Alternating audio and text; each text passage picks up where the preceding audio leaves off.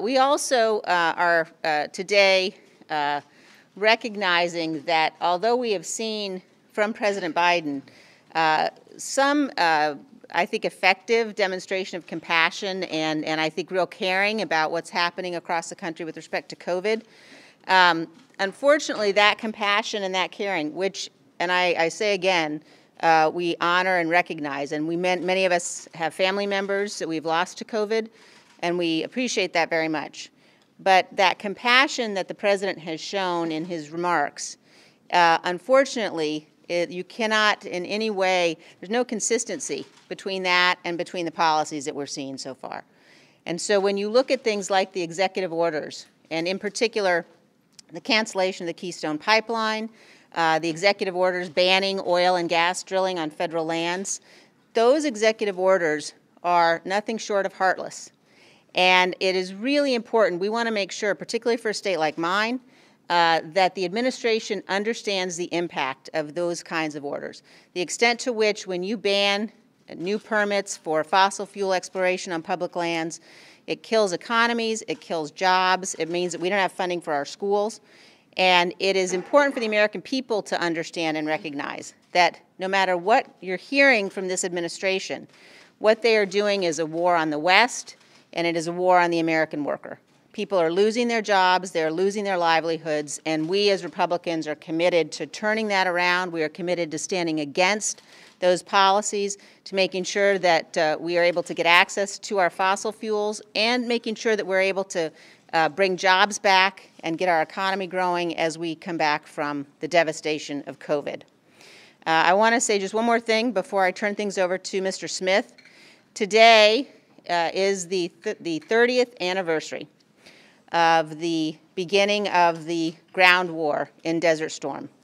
It began on February 24th, 1991. And I want everybody today to take a minute to remember those brave Americans who fought in Desert Shield and Desert Storm, the brave Americans who led us then, and just commemorate the fact that it was 30 years ago today. It was a 100-hour ground war, and my colleague, Ms. Stefanik's, got a resolution. I hope we will have bipartisan support for that resolution to commemorate the victory and the sacrifice of those people who fought in Desert Shield and Desert Storm.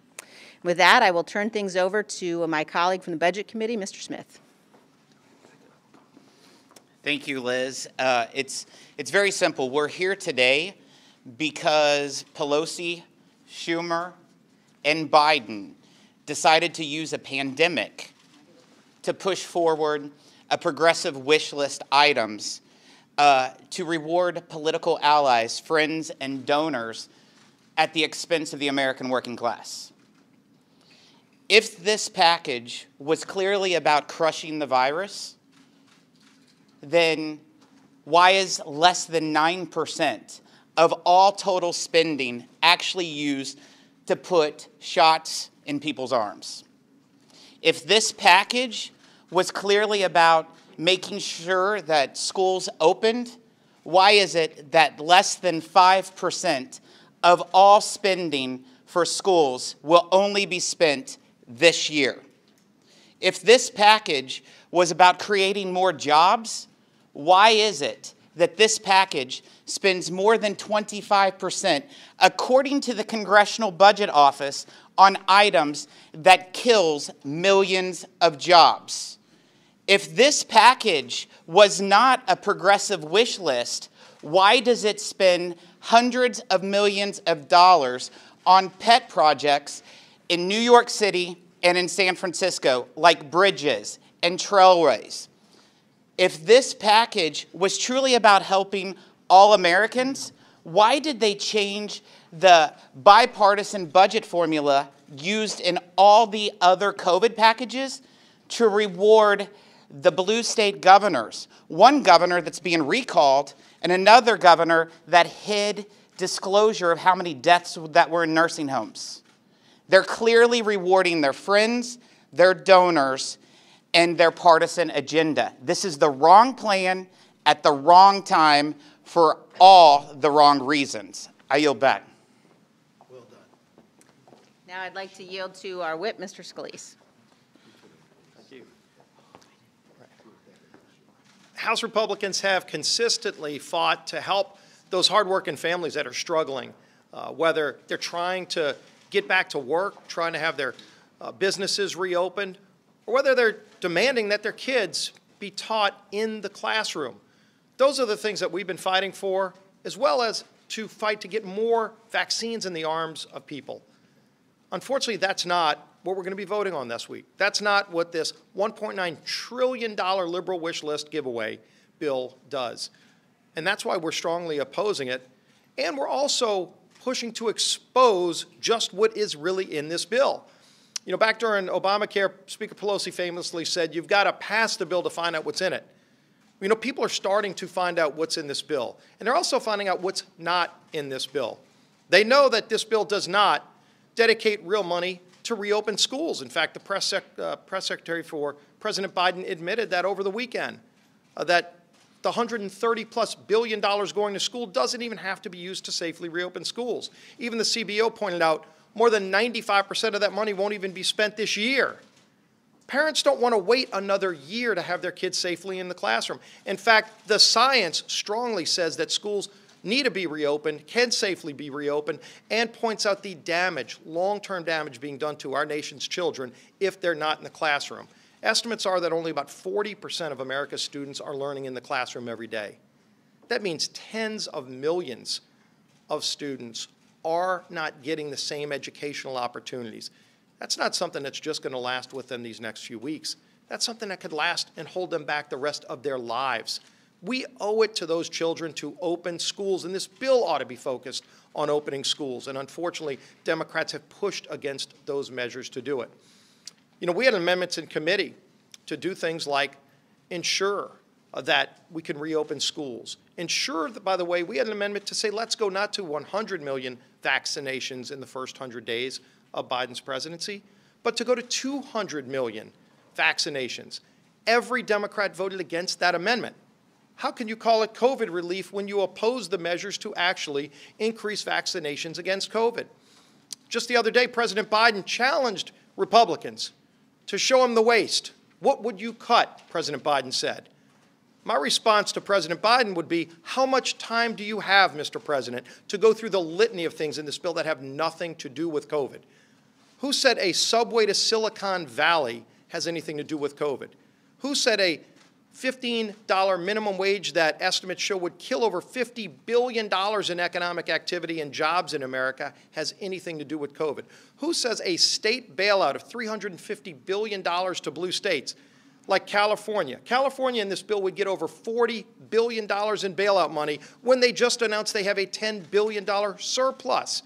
So why, Mr. President, would you want to borrow money from our children and grandchildren to bail out failed states and to keep schools closed for another year when the science says open schools today?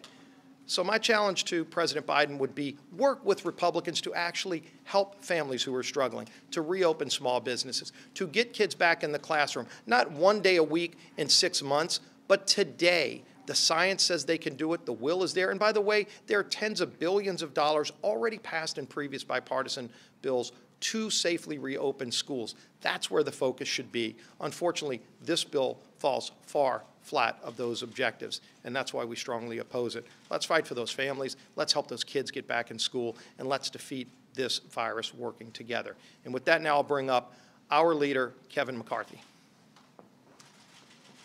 Thank you, Steve. I want to thank the Republican leader of the budget, Jason Smith, for his work and his committee's work on this. You've watched us in the last year 5 times come together in a bipartisan way for the American public. It is now all changed. It is now a partisan route. I think all Americans agree exactly what Republicans wanted to have happen. We want to go back to work, back to school, back to health. Unfortunately, this bill is too costly, too corrupt, and too liberal. Only 9% goes to COVID. We watched the swamp come back to Washington. $100 million for a tunnel in Silicon Valley just outside of Speaker Pelosi's district. Or a bridge for Schumer.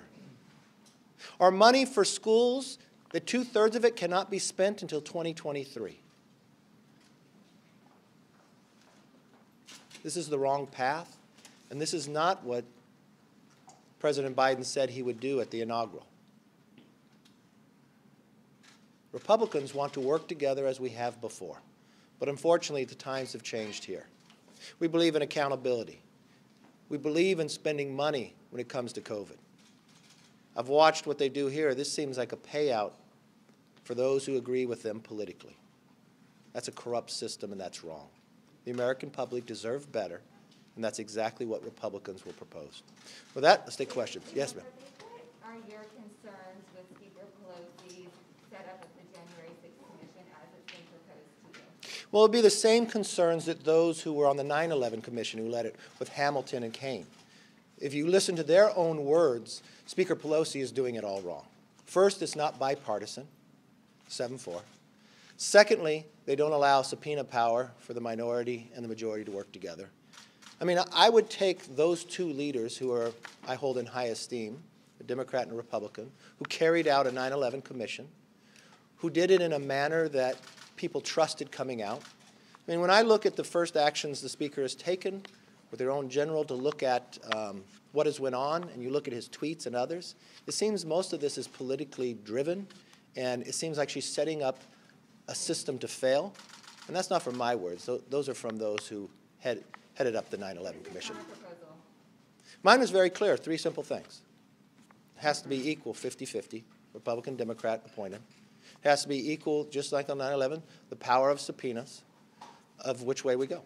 Congresswoman Haney said yesterday that she believes that the 9/11 Commission should, the 9/11 style commission should investigate the extent to which the president and others pushed this idea that the election was stolen. Do you agree with her on that?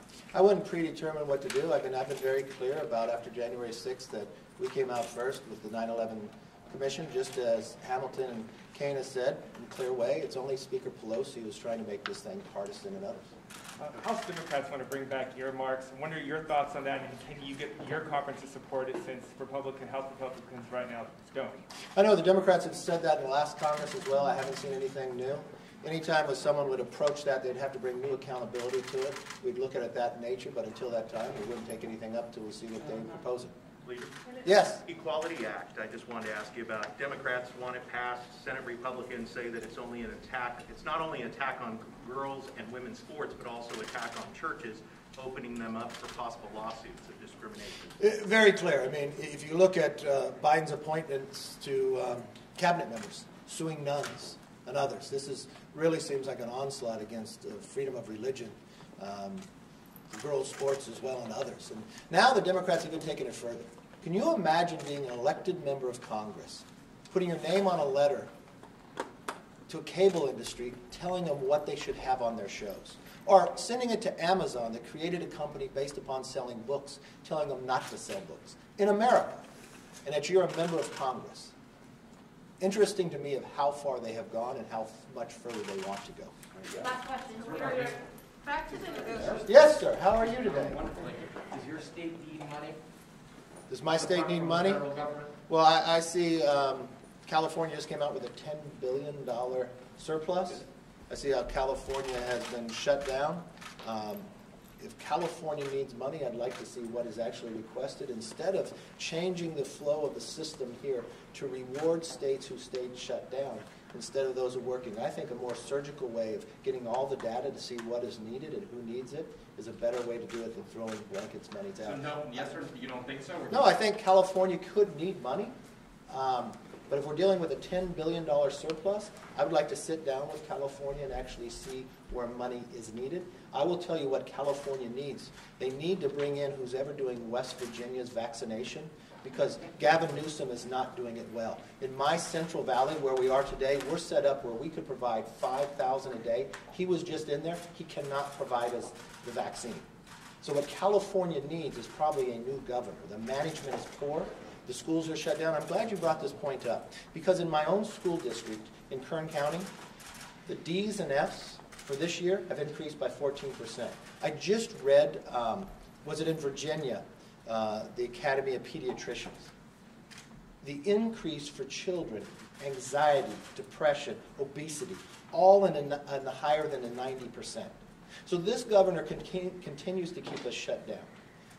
So before money would be provided to this governor, as we provided before, he withheld the money to go to the rural areas. He used it as a political ploy. So before I would send money to California, I'd rather send money directly to the counties that are needed. What do you think about how they're distributing that money, though? Oh, good point. I'm from California, so I was like, that's only... I love the assertiveness, but she is correct. She is correct. Do you have a question? Yeah, I do have a question. Okay. In addition to the 9/11 Commission, Democrats have said there'll be a need You're for kind of security. smiling under there, huh?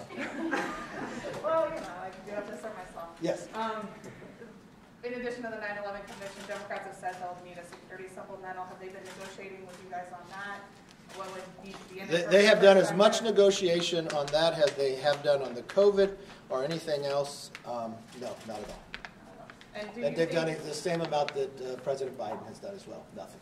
Yes. Typically, impeachment proceedings in the Senate side, Councilmember Butler cited the conversation that she had with you, the president, kind of going after you, saying that the rioters cared more about the certification of the election. Would you agree with her characterization of that conversation? Look, I've talked about that phone call on the day of on national news. I'm not talking about it anymore. Peter, are there going to be any Republican defections on the president's conflict or something? The whip's working it. I haven't seen a Republican yet that found something in there that they would agree at. I think all Republicans believe in three simple things. They want a bill that puts us back to work, back to school, and back to health. This bill is too costly, too corrupt, and too liberal. For you and the leadership. And there was a Democrat defection in the Budget Committee, so Democrats are already voting against this bill. That was an accident. Like our kids learn in school, like virtual Just learning. very briefly, for you and the leadership, especially Congresswoman Cheney, do you believe President Trump should be speaking, or former President Trump should be speaking at CPAC this weekend? Yes, he should. Congresswoman Cheney? That's up to CPAC. I've been clear in my views about President Trump and the extent to which following January 6th, I don't believe that he should be playing a role in the future of the party or the country. On that high note, thank you all very much.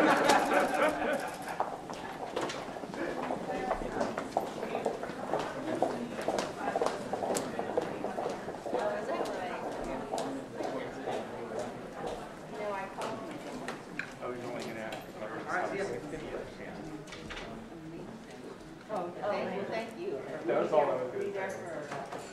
$15 check.